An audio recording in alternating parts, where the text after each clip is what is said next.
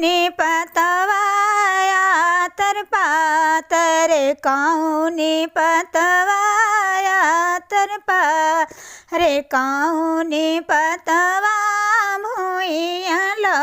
रे कौनी पतवा भूइया लो रे माई हो कौनी पतवा लिख के देश भेजबई भाई बेटा के पापा के पास बेटा के चाचा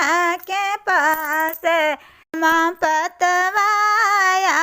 तर पातरे अम्मा पतवाया तर पातरे महुआ पतवा भूइया लो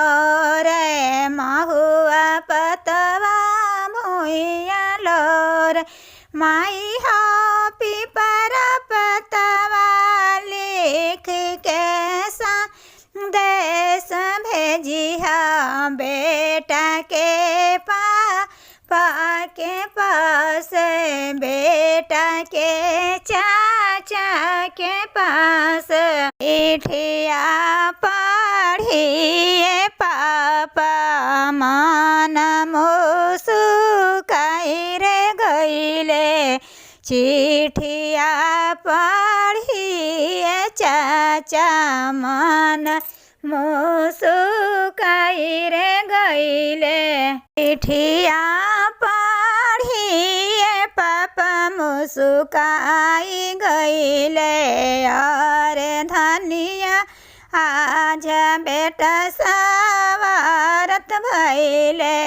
आज घर पुतोहिया अइले आज घर पुतोहिया अइले